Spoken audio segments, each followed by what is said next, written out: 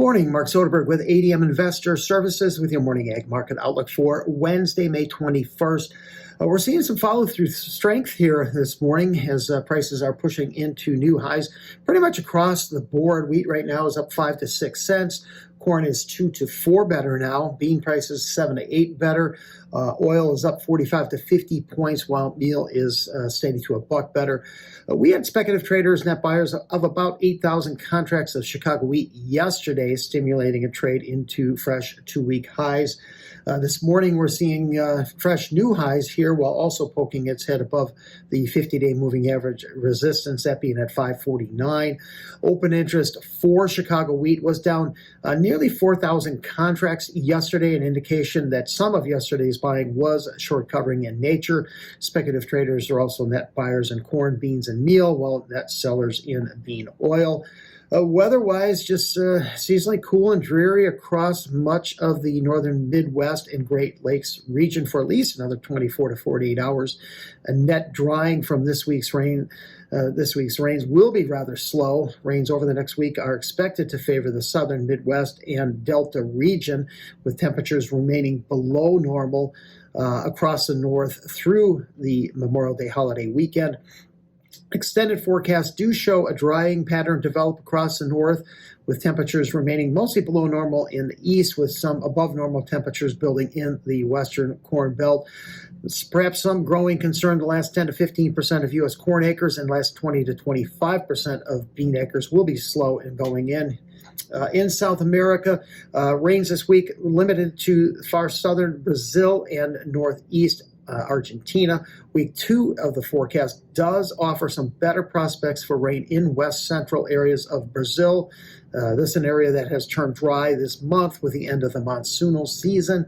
1 or 2 more finishing rains would be near ideal for finishing off their second corn crop year ahead of harvest late next month. Later this morning, the EIA, they'll release their weekly ethanol production figure. Production last week is expected to have rebounded back up to 298 million gallons, up from 292 the previous week. However, if that figure is realized, still below the pace needed to reach the USDA corn usage estimate at 5.5 billion bushels. Trade-wise, Japan's chief negotiator is expected to visit the U.S. and meet with the Trump administration for the third time on Friday of this week. India is also reportedly seeking a multi-phase trade agreement with the U.S. ahead of the reciprocal tariffs that take effect in early July. July corn keeps pushing here in the new highs, up 3 cents. These also trading into a fresh 2-week high, now back above its 50-day moving average resistance. Next resistance is at 454.5, that being the 100-day moving average.